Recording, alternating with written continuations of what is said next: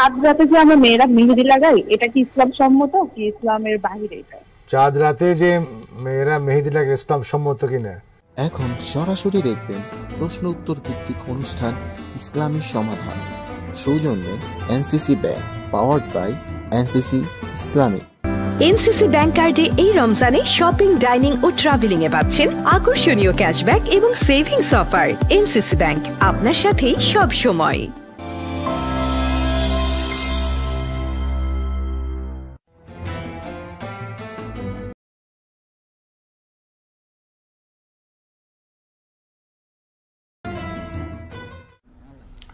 বিসমিল্লাহির রহমানির রহিম। আলহামদুলিল্লাহি রাব্বিল আলামিন ওয়াল আকিবাতু লিল মুত্তাকিন ওয়াসসালাতু ওয়াসসালামু আলা সাইয়্যিদিনা মুহাম্মদ মুস্তাফা সাল্লাল্লাহু আলাইহি সাল্লাতু ওয়াসসালাম। প্রিয় দর্শক, যারা দূরে এবং কাছে থেকে বাসির টিভি দেখছেন, সকলকে জানাই আন্তরিক মোবারকবাদ। আমরা প্রতিদিনই আপনাদের জন্য কোনো নতুন আয়োজন নিয়ে আসি। এই আয়োজনগুলো এনসিসি ইসলামিক হইল না দর বাজার, আজকে ঘুরাইতে গিয়ে বাজার বাইতে গেছে, আবার যাও।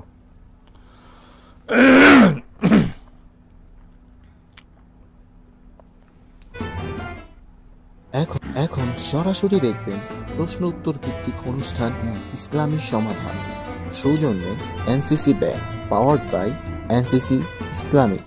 এনসিসি ব্যাংক কার্ডে এই রমজানে শপিং, ডাইনিং ও ট্রাভেলিং এ পাচ্ছেন আকর্ষণীয় ক্যাশব্যাক এবং সেভিংস অফার। এনসিসি ব্যাংক, আপনার সাথেই সব সময়।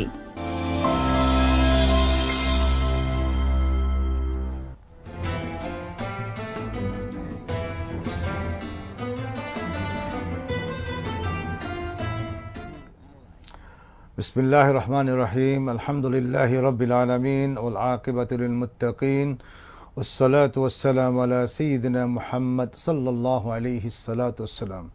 প্রিয় দর্শক, যারা কাছে এবং দূরে থেকে বাসির টিভি দেখছেন, সকলকে জানাচ্ছেন আন্তরিক মোবারকবাদ। আপনারা দেখছেন এনসিসি ব্যাংক নিবেদিত ইসলামী সমাধান, powered by NCC Islamic.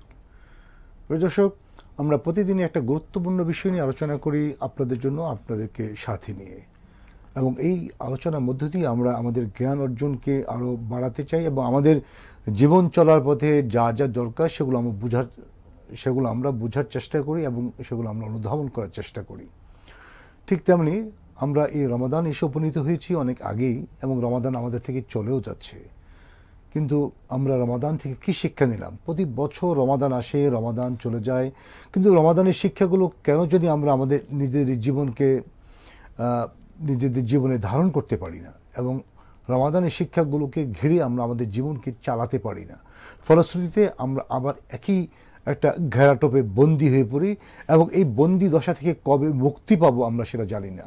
Ramadan definitely একটা প্রশিক্ষণের মাস, এবং প্রশিক্ষণের আমরা বলি মৌসুম। তো এই মৌসুমে আমরা যা অর্জন করলাম, যে ট্রেনিংগুলো নিলাম, সেগুলো আমাদের পরবর্তী জীবনে বাস্তবায়িত করে একটা সুন্দর, একটা সুশীতল এবং একটা সুশোভিত সমাজ বিনির্মাণ করাই তো আমাদের লক্ষ্য। কিন্তু আমরা পারি না। কেন পারি না? এই বিষয়গুলো নিয়ে আমরা আজকে আলোচনা করব। আমাদের আজকে আলোচনার বিষয়বস্তু হচ্ছে রমাদান পরবর্তী করণীয়। প্রিয় দর্শক, এই গুরুত্বপূর্ণ বিষয়ের উপর আলোচনা করার মানুষে আমাদের মাঝে এসে উপস্থিত হয়েছেন জনাব মোহাম্মদ কামরুজ্জামান, একজন ইসলামী ব্যাংকার এবং চিন্তক। চলুন আমরা তার সাথে কথা বলি, পরিচিত হই, এবং আমরা তার মাধ্যমে তার থেকে যে গুরুত্বপূর্ণ কথাগুলো আসা দরকার সেগুলো আমরা বোঝার চেষ্টা করি এবং আমরা অনুধাবন করার চেষ্টা করি। আসসালামু আলাইকুম। আসসালামু আলাইকুম ওয়া রাহমাতুল্লাহি ওয়া বারাকাতুহু। ওয়ালাইকুম আসসালাম ওয়া রাহমাতুল্লাহি ওয়া বারাকাতুহু। আপনি আমাদের ডাকে বাসির টিভি দেশে হাজির হয়েছেন, এই জন্য আপনাকে আন্তরিক ধন্যবাদ জানাই। জি, আপনাকেও ধন্যবাদ, এবং বাসির টিভির যারা দর্শক শ্রোতা রয়েছেন তাদেরকেও আমি সালাম এবং শুভেচ্ছা জানাচ্ছি। আসসালামু আলাইকুম ওয়া রাহমাতুল্লাহি ওয়া বারাকাতুহু। আপনি জেনেছেন যে আমাদের আজকে আলোচনার বিষয় হচ্ছে রমাদান পরবর্তী করণীয়।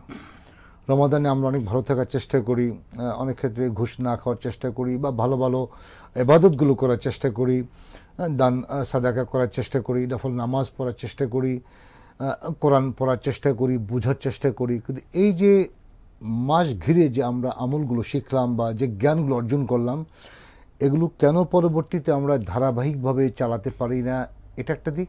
আরেকটা দিক হচ্ছে রমাদান পরবর্তী বাকি যে 11 মাস, এই 11 মাসে আমাদের করণীয়গুলো কী? জি, ধন্যবাদ আপনাকে বাসির টিভির এই মহতী প্রোগ্রামে আমাকে দাওয়াত দেওয়ার জন্য। তো যে বিষয়টি আপনি অবতারণা করেছেন, বিষয়টি আসলে আমাদের ব্যক্তি জীবনে, সামাজিক জীবনে এবং রাষ্ট্রীয় জীবনে অত্যন্ত একটি গুরুত্বপূর্ণ বিষয়। কারণ আমরা দেখতে পাচ্ছি যে ১৫০০ বছর আগ থেকেই আল্লাহ রাব্বুল আলামিন এই মাহে রমজান আমাদের উপর ফরজ করেছেন এবং আমরা পরিপালন করে আসছি। কিন্তু আমরা রমজান মাসে যতটা আমরা তাকওয়া অর্জনের জন্য চেষ্টা করি, রোজা পালন করি এবং রমাদান মাস অথবা যে রোজা রাখার বিষয়টা, এটা তো আগের যে জাতিগুলো বা সম্প্রদায়গুলো সকলের জন্য তাদের উপর ফরজ ছিল, লাআল্লাকুম তাত্তাকুন, একটা উদ্দেশ্য আল্লাহ বলেছেন তোমরা তাকওয়া অর্জন করতে পারো। যেন আল্লাহ কিন্তু বলেননি যে তোমরা নিশ্চিতভাবে তাকওয়া অর্জন করবে। আসলে এখানে আমাদের জন্য দুটি বিষয় আপনি অবতারণা করেন। একটি হলো যে আমরা রমজান মাসে একটি মাস সিয়াম সাধনা করার মাধ্যমে আমরা দেখতে পাই যে আমাদের মধ্যে অনেক সহনশীলতা তৈরি হয় এবং আমরা তাকওয়া অর্জনের আমরা চেষ্টা করি। সারাদিন আমরা সিয়াম সাধনা করি এবং আল্লাহর ভয়ে আমরা সুবহে সাদিক থেকে পর্যন্ত সূর্যাস্ত পর্যন্ত আমরা পানাহার থেকে আমরা বিরত থাকি এবং কী ধরনের সাধনা আমরা করি, কষ্ট করি, পরিশ্রম করি। ইচ্ছা করলে কিন্তু আমরা খেতে পারি, আল্লাহ ছাড়া কিন্তু কেউ দেখে না, অথচ আমরা কিন্তু খাই না। কার ভয়ে আমরা খাই না? আল্লাহর ভয়ে আমরা খাই না।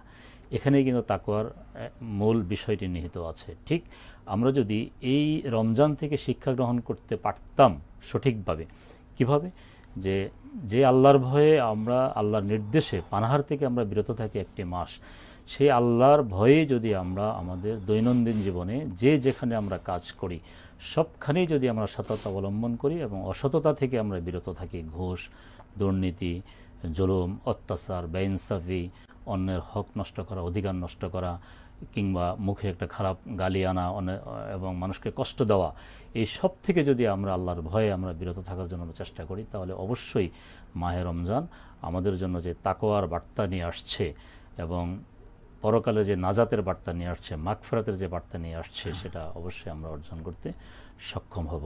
আসলে সামগ্রিকভাবে আমরা যদি দেখি যে আমরা আমাদের বাংলাদেশ কনটেক্সট যদি আমরা চিন্তা করি যে আমাদের দেশটি মুসলিম দেশ, এখানে শতকরা 90% বেশি মুসলিম। এখানে আমরা ব্যক্তিগতভাবে ধর্মীয় যে বিধিবিধানগুলো আছে এগুলো আমরা পরিপালন করার জন্য যথাযথ আমরা চেষ্টা করি।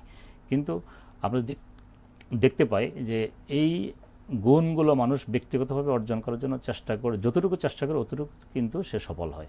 কিন্তু যখনই একটি মানুষ একজন গ্রাহক হিসাবে সে তার কোনো সেবা নেওয়ার জন্য কোনো অফিসে, কোনো আদালতে কিংবা পুলিশ স্টেশনে অথবা সরকারি কোনো বেসরকারি কোনো সেবা প্রতিষ্ঠানে সে যায়, তখন সেখানকার যারা আছে, সেখানকার যে সিস্টেম আছে, রুলস আছে, সেই বাধ্যবাধকতার মধ্যে তিনি তার ব্যক্তিগত যে নৈতিকতা আছে, ব্যক্তিগত যে সততা আছে, ব্যক্তিগত যে তাকওয়া আছে, এইগুলিকে তিনি তখন সেখানে জলাঞ্জলি দিতে বাধ্য হন। ফলে রমজানের যে বার্তা, যে তাকওয়ার বার্তা, সেই তাকওয়ার বার্তা কিন্তু তখন আমাদের মাঝে ধূলিসাৎ হয়ে যায়। কিন্তু এই যে ধূলিসাৎ হওয়ার কারণটা কি? মানে কেন আমরা তাকওয়াকে ধারণ করতে পারি না? এবং আপনি যেটা বললেন যে বাংলাদেশে আমরা 90% মুসলিম, ডেফিনেটলি বাই বার্থ মুসলিম, কিন্তু আমরা ইসলামী চিন্তা চেতনা ঘিরে কাজ করে কতটা ইসলামকে ধারণ করতে পেরেছি? কারণ আমি যদি আমার চিন্তা চেতনায়, মন মানুষে, আমার মগজে যদি ইসলামিক চিন্তা চেতনাকে আমি ধারণ করতে না পারি এবং ইসলামী বিধানাবলী সমাজে প্রতিষ্ঠিত হোক, এটা যদি আমরা চিন্তা করতে না পারি, তাহলে আমার ইসলাম কতটুকু থাকে? জি, ডেফিনেটলি। আসলে ধর্ম তো মানুষের কল্যাণে, মানুষ যা ব্যক্তি, পরিবার, সমাজ, রাষ্ট্রে ধারণ করে সেটাই হলো ধর্ম। সেই হিসাবে ইসলাম তো একটা পরিপূর্ণ জীবন ব্যবস্থা এবং আল্লাহর কাছে একমাত্র গ্রহণীয় জীবন ব্যবস্থা হলো ইসলাম। আল্লাহ তাআলা আল কোরআনে বলেছেন যে ইন্নাদ-দীনা ইনদাল্লাহিল ইসলাম, আল্লাহর কাছে একমাত্র মনোনীত দিন বা জীবন ব্যবস্থা হলো ইসলাম। মানুষের জীবনের যত ধরনের সমস্যা আছে, সব ধরনের সমস্যার ভারসাম্যপূর্ণ এবং পূর্ণাঙ্গ সমাধান ইসলামে রয়েছে। একটি বিষয় হলো যে আমাদের সমাজে ইসলাম পরিপূর্ণভাবে প্রতিষ্ঠিত না থাকার কারণে মানুষ অনেকগুলো বিষয় আছে যে এই বিষয়গুলোতে আল্লাহর হুকুমকে পরিপালন করতে সক্ষম হচ্ছে না বা ইসলামের সুফল পাচ্ছে না। এবং ইসলামের যে সুফল জাতিগতভাবে, উম্মাটিকভাবে আমরা পাওয়ার কথা, সেটা আমাদের জাতি কিন্তু বঞ্চিত হচ্ছে। এখানে আমি বলবো যে আমাদের প্রথম যে দিকটা সেটা হলো এলেম, জ্ঞান। যে আল্লাহ তাআলা আল কোরআন নাজিল করেছেন বিশ্বনবী মুহাম্মদ সাল্লাল্লাহু আলাইহি ওয়াসাল্লামের উপরে, এবং প্রথমেই তিনি নাজিল করেছেন যে ওহী নাজিল করেছেন সেটা ইকরা বিসমি রাব্বিকাল্লাযী খলাক, পড়ো তোমার সেই রবের নামে, প্রভুর নামে, যিনি তোমাকে সৃষ্টি করেছেন। তো এখানে যে এলেমের গুরুত্ব হলো সবচেয়ে আগে এবং সবার আগে। যে আমরা জানি যে আল আমালু বাদাল এলমে বা আল এলম কাবলাল আমাল, যে এলেম অর্জনের পরে আমরা আমাদের কাজে নিয়োজিত হব। আমরা সকলেই বলি যে ইন্নাল্লাযিনা আমানু ওয়া আমিলুস সালিহাতি কানাত লাহুম জান্নাতুল ফিরদাউস নুজুলা, নিশ্চয় যারা ঈমান এনেছে এবং আমলে সালেহ করেছে আল্লাহ রাব্বুল আলামিন তাদের জন্য জীবিকা হিসেবে জান্নাতুল ফিরদাউস রেখেছেন। এখানে যে আমলে সালেহ বা ঈমান, এই বিষয়টি সম্পর্কে আমাদের মাঝে ব্যাপকভাবে ভুল ধারণা রয়েছে। যেমন আমরা মনে করি যে দৈনন্দিন আমরা আল্লাহকে বিশ্বাস করি, পরকালকে বিশ্বাস করি, নবীকে আমরা বিশ্বাস করি বা কোরআনকে বিশ্বাস করি, অথচ যে আল্লাহ রাব্বুল আলামিন যে আমাদের খালেক, আমাদের মালেক, আমাদের আইনদাতা, আমাদের হুকুমদাতা, আমাদের বিধানদাতা, জীবনের সকল ক্ষেত্রে কেবলমাত্র শুধুমাত্র একমাত্র আল্লাহ রাব্বুল আলামিনের বিধানকে মানতে হবে এবং গুরুত্ব দিতে হবে। কোরআনে কারীম তো স্পষ্ট বলছে ইন্নিল হুকমু ইল্লা লিল্লাহ আমাল্লাম ইয়াহকুম বিমা আনসালাল্লাহু ফাউলাইকা হুমুল কাফিরুন ফাউলাইকা হুমুজ জালিমুন। এভাবে আল্লাহর তিনভাবে বলা হয়েছে, জালেম, ফাসিক এবং কাফের, যে আল্লাহর বিধান অনুযায়ী যারা ফয়সালা করে না। এই আয়াত থেকে বা আয়াত সমষ্টি থেকে আমরা সুস্পষ্টভাবে জানতে পারি যে আসলে আমরা যে সালাত আদায় করি, আল্লাহ সালাতের ব্যাপারে বলেছেন আকিমুস সালাত, তোমরা নামাজ কায়েম করো, কিন্তু আল্লাহ তাআলা আরেক জায়গায় বলেছেন আকিমুদ্দিন, যে তোমরা দিন কায়েম করো। অর্থাৎ দিন যদি প্রতিষ্ঠিত থাকে তাহলে সমাজ থেকে জুলুম, ব্যভিচার, অন্যায় এসব কিছুই বিতাড়িত হবে। আর গোটা মুসলিম জাতিকে আল্লাহ রাব্বুল আলামিন নৈতিকভাবে সুপ্রতিষ্ঠিত রাখার জন্য এবং চিন্তাগতভাবে পরিশুদ্ধ রাখার জন্য এবং উম্মাকে এককভাবে উম্মার ঐক্যকে ধরে রাখার জন্য আল্লাহ রাব্বুল আলামিন আমাদের মাঝে বিশ্বব্যাপী ইউনিভার্সাল যে স্পিরিটগুলো দিয়েছেন, এর মধ্যে আছে যেমন হজ আছে, তারপরে সিয়াম আছে, সারা পৃথিবীতে সবাই সিয়াম পালন করছে। আমরা দেখতে পাচ্ছি যে সারা পৃথিবীতে আজকে সিয়ামের উদযাপন হচ্ছে। জাতিসংঘের মহাসচিব বাংলাদেশে আসছেন, তিনি রোহিঙ্গাদের সাথে ইফতার অ্যাটেন্ড করেছেন। এইভাবে যে উম্মাটিক যে স্পিরিটটা, এই স্পিরিটটা আমাদের সমাজ থেকে হারিয়ে যাচ্ছে একমাত্র এলেমের অভাবে। এই এলেম, আমরা নামাজ পড়ি, রোজা রাখি, সব কিছুই করি, এটা বাহ্যিকভাবে করি অথবা অভ্যাসগতভাবে করি। আত্মিকভাবে করলে এবং এটা যদি আমরা আমাদের অন্তরের ভেতর থেকে ধারণ করতে পারি, তাহলে আমি মনে করি এই জায়গায় কোনো ধরনের লৌকিকতা থাকার কথা না। কোরআনে কারীম বলছে ইন্নাস সালাতা তানহা আনিল ফাহশাই ওয়াল মুনকার, নিশ্চয়ই নামাজ বিরত রাখে অন্যায় এবং অশ্লীল কাজ থেকে। বাট আমরা নামাজ পড়ে এগুলো করি। আবার আল্লাহ তাআলা অন্যত্র বলছেন কুনতুম খায়রা উম্মাতিন উখরিজাত লিন-নাস তা'মুরুনা বিল মা'রুফ ওয়া তানহাউনা আনিল মুনকার, এরা শ্রেষ্ঠতম জাতি, তোমরা কি করবে? দুটো কাজ করবে, ভালো কাজের আদেশ এবং অসৎ কাজের নিষেধ। এই যে ভালো কাজের আদেশ, এটা আমরা করতে ভুলে গেছি। আমরা সবাই ব্যক্তিকে, আমার নিজকে বাঁচিয়ে চলাফেরা করি, আর খারাপ কাজ থেকে নিষেধ করবো এটা বলার আগে আমি শতভাগ চিন্তা করি অথবা শতবার আমি চিন্তা করি আমার কোনো বিপদ হবে কিনা। এবং রমাদানের শিক্ষা কিন্তু তাকওয়া অর্জন করতে হবে। তাকওয়া মানে ইমতিসালুল আওয়ামির ওয়া ইজতিনাব আনিন নাওয়াহি, আদেশগুলো মানতে হবে, নিষেধগুলো বর্জন করতে হবে। একটা কিন্তু একটা পরিপূরক। তাহলে রমজানের যে শিক্ষাগুলো আমরা ধারণ করি না, কেন করতে পারছি না? এটা আমরা ধারণ করতে পারছি না, এটা আমাদের জন্য একটা বড় ধরনের ব্যর্থতা। প্রথম কথা হলো যে আল্লাহ রাব্বুল আলামিন যেভাবে আমাদেরকে অনেক জায়গায় কোরআনে আদেশ করেছেন, যেভাবে যে আতিউল্লাহ ওয়া আতিউর রাসূলা উলিল আমরি মিনকুম, যে তোমরা আল্লাহর আনুগত্য করো, তার রাসূলের আনুগত্য করো এবং তোমাদের উলিল আমরের আনুগত্য করো। তো আল্লাহর জায়গায় রয়েছেন, ঠিক আছে, আল্লাহ রাব্বুল আলামিন মহাবিশ্ব পরিচালনা করছেন এবং আল্লাহ রাব্বুল আলামিন তার রিসালাতের মাধ্যমে তার পরিচয়কে আমাদের মাঝে পরিষ্কার করেছেন এবং রসুল তার এখন নেই, কোরআন কিন্তু আমাদের মাঝে আছে এবং একটা মুসলিম জাতিও আছে। কিন্তু যে উলিল আমরের কথা বলা হয়েছে, সেই উলিল আমর আমাদের সমাজে সেভাবে প্রতিষ্ঠিত না থাকার কারণে আমরা সঠিকভাবে যে নেতৃত্ব যে আমাদেরকে সঠিকভাবে পরিচালিত করবে, সেই বিষয় থেকে আমরা আসলে বঞ্চিত হচ্ছি। আর স্বাভাবিকভাবে যে আমাদের সমাজে যে শিক্ষা ব্যবস্থা আছে রাষ্ট্রীয়ভাবে বা ব্যক্তিগতভাবে, সেই শিক্ষা ব্যবস্থাগুলোর মধ্যে ইউনিক যে একটা সিস্টেম, যেখানে কোরআনের এলেম অর্জন করার একটা সুব্যবস্থা থাকবে, হাদিসের এলেম অর্জনের একটা সুব্যবস্থা থাকবে এবং হুসনুল খুলক যেটা বলা হয়, যে একজন মানুষ যার মাধ্যমে এহসান, চরিত্রের নৈতিকতার এহসানের পর্যায়ে সে পৌঁছবে, মুসলিম পর্যায়ে পৌঁছবে। এই চরিত্রের বিষয়টি আমরা আপনার কাছে শুনবো ছোট্ট একটা বিরতির পরে। প্রিয় দর্শক, আপনারা দেখছেন এনসিসি ব্যাংক নিবেদিত ইসলামী সমাধান, পাওয়ার্ড বাই এনসিসি ইসলামিক। আমরা চমৎকার আলোচনা শুনছি রমাদান পরবর্তী করণীয় নিয়ে। আমরা ছোট্ট একটা বিরতিতে যাব, আমাদের সাথেই থাকুন, আমরা আবারও ফিরে আসছি ইনশাআল্লাহ।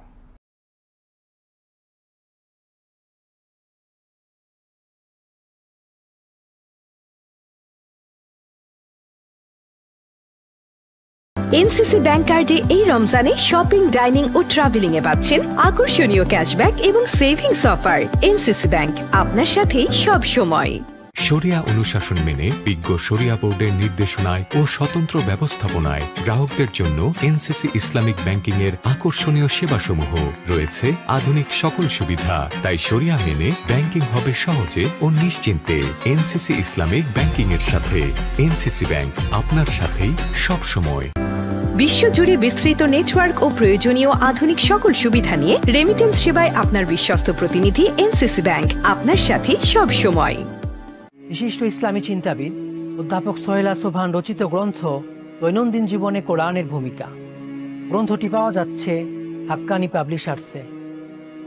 বিশিষ্ট ইসলামী চিন্তাবিদ অধ্যাপক সোহেলা সোবহান রচিত গ্রন্থ শান্তির প্রতীক নবীজি। গ্রন্থটি পাওয়া যাচ্ছে হাক্কানি পাবলিশার্সে।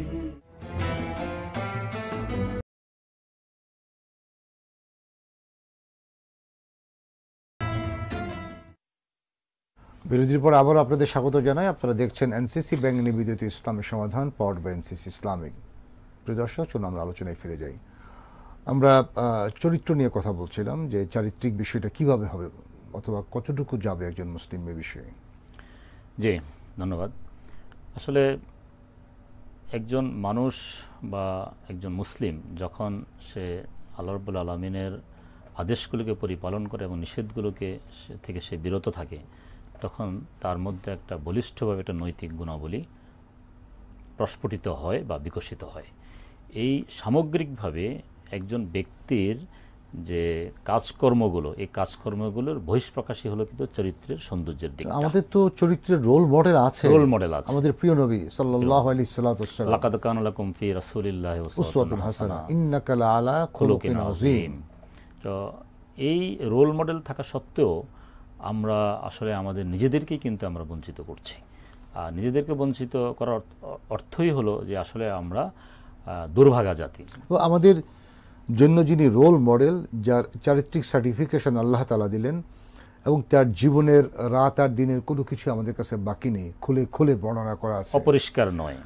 এবং পৃথিবীতে এই ধরনের আর তো কোনো মানব সত্তা নেই যার জীবনের দিনের বেলায় কী ঘটে সেটাও আমরা জানি, রাতের বেলায় কী ঘটে সেটাও আমরা জানি।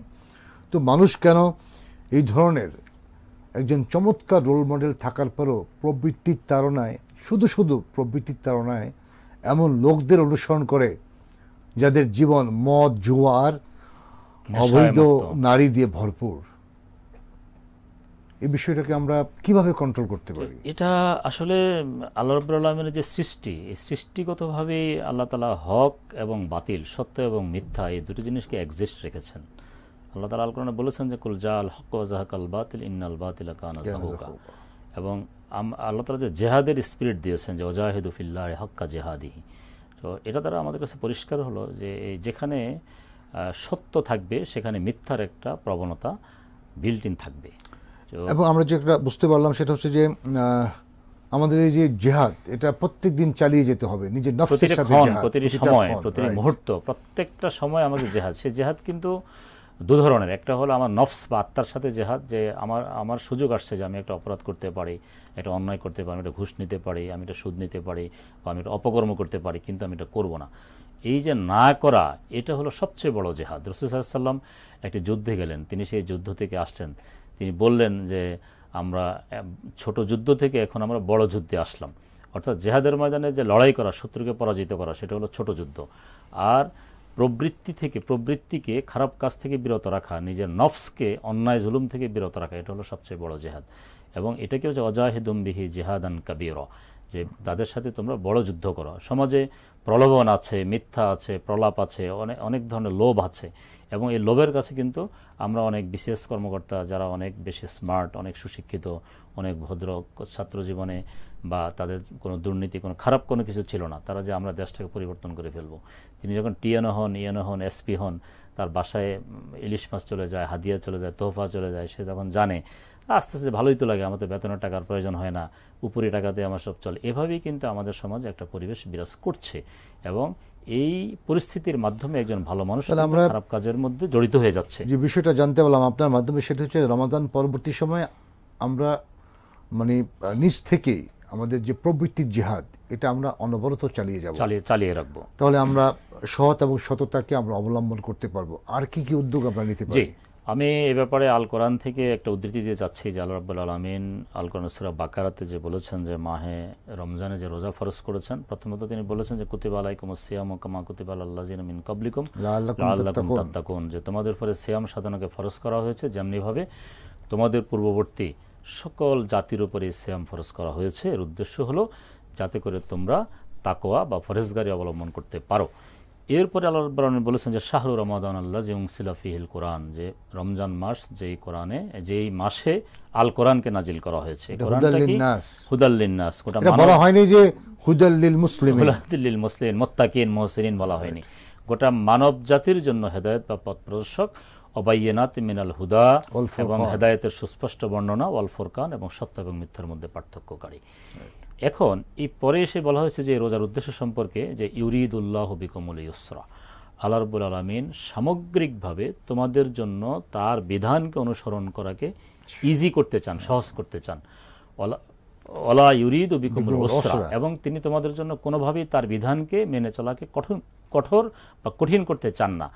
এখানে একটি বিষয় পরিষ্কার যে মাহে রমজানে আল্লাহ রাব্বুল আলামিন এই 30টি রোজা পালন করার মাধ্যমে তার বান্দাদের মাঝে এমনভাবে মানসিক শক্তি অর্জন, শারীরিক শক্তি অর্জন, নৈতিক শক্তি অর্জনের যে ক্যাপাসিটি বা দক্ষতা বা স্কিল অর্জনের যে একটা ট্রেনিং দিয়েছেন, এর মাধ্যমে আল্লাহ রাব্বুল আলামিন বেসিক্যালি এই সমাজের মধ্যে নৈতিক চরিত্রের উত্তম প্রদর্শন এবং মানুষের সাথে ভালো ব্যবহার করার একটা সহজ পদ্ধতি তিনি প্রতিষ্ঠিত করে দিয়েছেন। ধন্যবাদ। আমরা ফিরে আসছি ছোট্ট একটা ফোন কল রিসিভ করার পরে।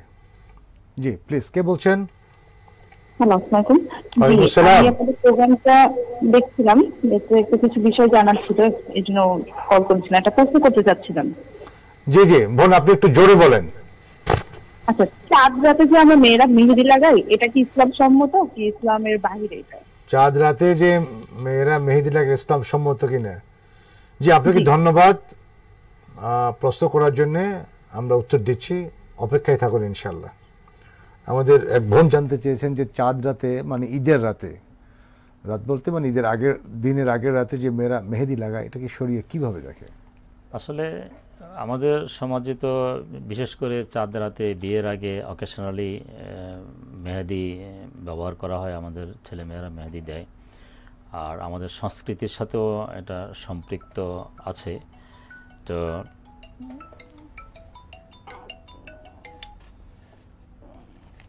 আমাদের সংস্কৃতির সাথেও এই বিষয়টি সম্পৃক্ত বা জড়িত আছে। মেহেদি লাগানোর মধ্যে নেগেটিভ বা শরিয়া বিরোধী এমন কোনো বিষয় না। ইসলাম তো যে কোনো ধরনের বৈধ সাজগোজকে ইসলাম পছন্দ করে, ইতিবাচক বিনোদনকে পছন্দ করে। তো মেহেদি আমাদের মুসলিম ঐতিহ্যের বিষয়, মুসলিম ঐতিহ্যের বিষয়, সংস্কৃতির বিষয়, এবং আমরা এটা সারা বিশ্বেই দেখতে পাই যে এই মেহেদিটা লাগানো হয়, এবং এ ব্যাপারে কোনো স্কলার কোনো নেগেটিভ মন্তব্য বা বক্তব্যের ব্যাপারে আসেনি। তবে এটা কিন্তু এই মেহেদির যে আর্টিফিশিয়াল যে বিষয়গুলো আছে, যেগুলো আস্তর হিসাবে লেগে যায়, তো সেই বিষয়গুলি নিয়ে অনেক বক্তব্য আছে, যেগুলো কেমিক্যাল আছে, শরীরের জন্য ক্ষতিকর। বাট ন্যাচারাল, অথবা এগুলো আসলে যেখানে লাগানো হবে সেখানে অজুর পানিটা ঠিকমতো পচবে কিনা, এগুলো যদি কনফার্ম করা যায় তাহলে মেহেদি লাগাতে, আর্টিফিশিয়াল মেহেদি লাগাতে কোনো সমস্যা নেই। আর যেটা ন্যাচারাল মেহেদি সেটা নিয়ে কোনো ধরনের বা শরীয়তে কোনো বাধা নেই। আশা করি আপনার উত্তরটা পেয়েছেন। আমরা রমাদান পরবর্তী করণীয় বিষয়ে জানতে চাচ্ছিলাম। আমরা বলছিলাম যে আল্লাহ রাব্বুল আলামিন একটি মাস সিয়াম সাধনার মাধ্যমে তার বান্দাদেরকে তার পূর্ণাঙ্গ দিনকে ব্যক্তি, পরিবার, সমাজ এবং রাষ্ট্রের মধ্যে পরিচালনা করার জন্য, পরিপালন করার জন্য যে যোগ্যতা দরকার, সেই যোগ্যতা আল্লাহ তাআলা সৃষ্টি করতে চান, সেই তাকওয়ার যোগ্যতা অর্জন সৃষ্টি করতে চান। এবং এখানে আমরা দেখতে পাই যে ইবাদতের মূল উদ্দেশ্যটাকে, ইবাদতের মূল উদ্দেশ্যটা হলো কিন্তু তাসকিয়া, এলেমের মূল উদ্দেশ্যটাকে আমলে সলে করা, আর আমলে সলের মাধ্যমে আমরা কিন্তু তাসকিয়া অর্জন করি। আল্লাহ তাআলা রসুলকে পাঠিয়েছেন কি জন্য? রসুলকে আল্লাহ রাব্বুল আলামিন পাঠিয়েছেন তো এই জন্য যে হুয়াল্লাযী বা'আসা ফিল উম্মিয়িনা রাসূলাম মিনহুম ইয়াতলু আলাইহিম আয়াতিকা ওয়া ইউআল্লিমুহুমুল কিতাবা ওয়াল হিকমাতা ওয়া ইউযাক্কিহিম, যে তিনি রসুলকে পাঠিয়েছেন হেদায়েত সহকারে, যে তিনি তোমাদের মাঝে আল্লাহর কিতাবকে তেলাওয়াত করবেন, পাঠ করবেন, পড়াবেন, শোনাবেন, এবং তোমাদেরকে তিনি তাসকিয়া বা পরিশুদ্ধ করবেন। এবং আল কোরআনে পরিষ্কার বলেছে কাদ আফলাহা মান তাযাক্কা, তারাই সফলতা অর্জন করতে পারলো যারা তাসকিয়া বা পরিশুদ্ধতা অবলম্বন করতে পারলো। এরপরে আয়াতে আমরা একই আয়াতের মধ্যে আমরা অন্যতম মাহে রমজান পরবর্তী যে আমাদের করণীয় সেটা আমরা দেখতে পাই, যে আলি তুকাব্বিরুল্লাহ আলা মা হাদাকুম, যে তোমরা যাতে আল্লাহ রাব্বুল আলামিনের বড়ত্ব, শ্রেষ্ঠত্ব, মহত্ব ঘোষণা করতে পারো, অনুসরণ করতে পারো যেভাবে তিনি তোমাদেরকে প্রদর্শন করেছেন। এই অংশটুকুর অর্থ আক্ষরিকভাবে দেখলে কিন্তু চলবে না। এই অংশটুকুর অর্থ অনেক সুবিস্তৃত। অর্থাৎ এখানে বলছে অলি তুকাব্বিরুল্লাহ, যে তোমরা আল্লাহ রাব্বুল আলামিনের শ্রেষ্ঠত্ব, বড়ত্ব ঘোষণা করো। এর অর্থ কি? এর অর্থ হলো যে আমার সামনে যখন আমার একটি কাজ আসবে, সেই কাজটি আমি কি আল্লাহর বিধান অনুযায়ী পরিপালন করব, নাকি আমার মন গড়া মানবরচিত মতবাদ বা বিধান বা দুনিয়ার অন্য কোনো নেতা যে আল্লাহ এবং তার রাসূলের বিরোধী, তার দেওয়া বিধান অনুযায়ী আমি আমার জীবন পরিচালনা করব। আমার জীবন চলার পথে সকল জায়গায় আল্লাহর বিধানাবলী শ্রেষ্ঠ, সেটা বিনা বাক্যে মেনে নেওয়া এবং শুধুমাত্র লিল্লাহে তাকবীর, আল্লাহু আকবার বলা। আমি মনে করি যে এটার মধ্যেই কিন্তু আলি তুকাব্বিরুল্লাহ আলা মা হাদাকুম নিহিত নেই। এটা হলো জাস্ট একটা মৌখিক ঘোষণা শুধুমাত্র, বরং আমাদের যে সামগ্রিক যে বিস্তৃত জীবন, এই বিস্তৃত জীবনের সকল কর্মকাণ্ডে আল্লাহ রাব্বুল আলামিন এবং তার রাসূলের যে সুন্নাহ, এই আল্লাহর বিধানকে এবং রাসূলের সুন্নাহকে প্রাধান্য দেওয়া, অনুসরণ করা হলো আলি তুকাব্বিরুল্লাহ আলা মা হাদাকুম। ইমানের যে তাকাজা, ইমানের যে চাহিদা বা ডিমান্ড, সেটা কি? আমাকে অন্তরে ধারণ করতে হবে, মুখে ঘোষণা দিতে হবে এবং কাজে বাস্তবে পরিণত করতে হবে, বাস্তবে পরিণত করতে হবে। তাহলে আমরা এখানে দেখতে পেলাম যে আসলে মাহে রমজানে যে একটি মাস, 12টি মাসের মধ্যে একটি মাস রোজা রাখার মাধ্যমে, এরপর আমাদের সামনে শাওয়াল মাস আছে। শাওয়াল মাসে 6টি রোজা আছে, যে রোজাকে সুন্নাহ বলা হয়েছে। 30 দিনে যদি আমরা একটি রোজা, হাদিসে বলা হয়েছে একটি রোজার সওয়াব 10টি রোজার সমান। আর শাওয়াল মাসের হলো 6টি রোজা, 360টি, তাহলে 360 দিন, একটি বছর কিন্তু রোজা রাখার সমান হয়ে যায়। এরপরে আপনার সোমবার এবং বৃহস্পতিবারে রোজা রাখারও সুন্নাত আছে। আইয়ামে বীজের প্রতি চান্দ্র মাসের 3 দিন রোজা রাখার বিধান আছে। জেলকাদ মাসের 9 তারিখে আরাফার দিনের জিলহজের 9 তারিখে রোজা রাখার সুন্নাহ আছে। এরপর 1 তারিখ থেকে 9 তারিখ পর্যন্ত এই 9 দিনেই কিন্তু রোজা রাখারও কিন্তু সুন্নাহ, জিলহজের বিধিবিধান আছে। তাহলে আমরা কি দেখতে পাই যে আল্লাহ রাব্বুল আলামিন আমাদেরকে যে সৃষ্টি করেছেন, যে আমাদেরকে যে শক্তি সামর্থ্য দিয়েছেন এবং আমাদেরকে যে সম্পদ দিয়েছেন, এই সব কিছুই কিন্তু আল্লাহ রাব্বুল আলামিনের দেয়া আমানত। ইন্নাল্লাহ আশতারা মিনাল মুমিনিনা আমওয়ালাহুম ওয়া আনফুসাহুম বিআন্না লাহুমুল জান্নাহ। আল্লাহ রাব্বুল আলামিন মুমিনদের কাছ থেকে তার জান মাল জান্নাতের বিনিময়ে কিনে নিয়েছেন। তো অতএব এই জান এবং মালের কিন্তু আমরা কেয়ারটেকার, আমরা কিন্তু আমানতদার। হ্যাঁ, এটা কিন্তু আমরা মালিক নই, মালিক কিন্তু আসলে আল্লাহ। তো আল্লাহ তাআলা আল্লাহর পক্ষ থেকে এক ধরনের নেয়ামতও বটে।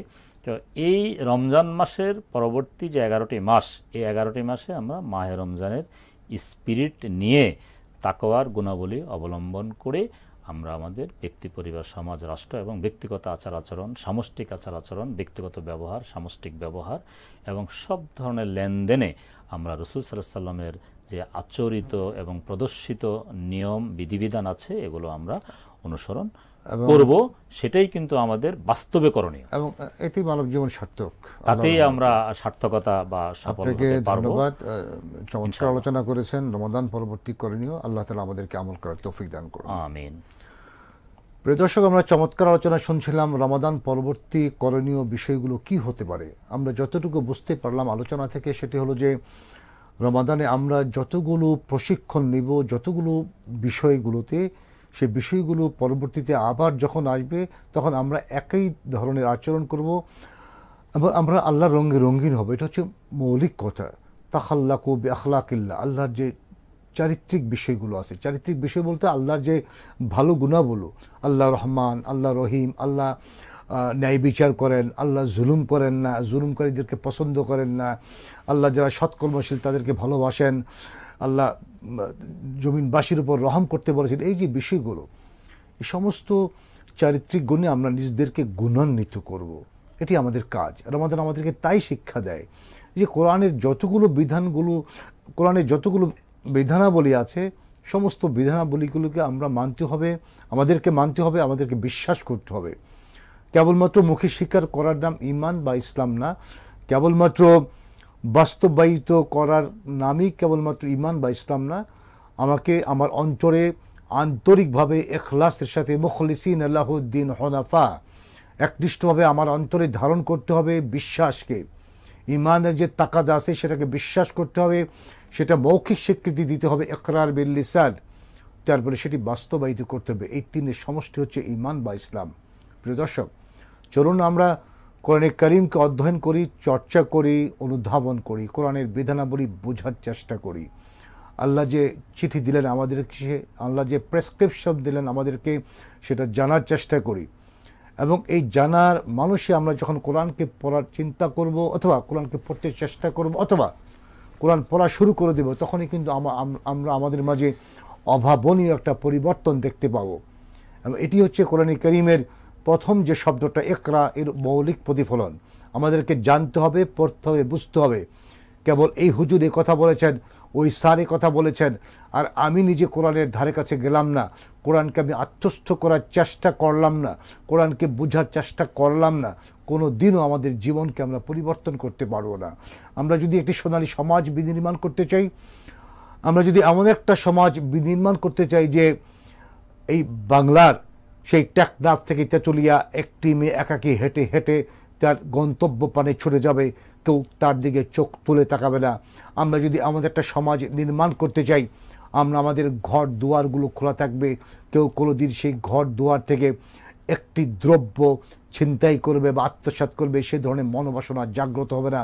আমরা যদি সাহাবায়ে কেরামের আদর্শে নিজকে দীক্ষিত করতে চাই, তাহলে কোরআনের যে চর্চা আছে, কোরআনের যে বিধানাগুলো আছে, এর কোনো বিকল্প নেই। প্রিয় দর্শক, আজ এ পর্যন্তই। আপনারা দেখছিলেন এনসিসি ব্যাংক নিবেদিত ইসলামী সমাধান, পাওয়ার্ড বাই এনসিসি ইসলামিক।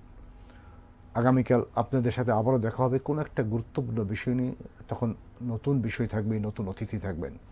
সে পর্যন্ত আপনারা ভালো থাকুন, সুস্থ থাকুন। আসসালামু আলাইকুম রহমতুল্লাহি ওয়া বারাকাতুহু।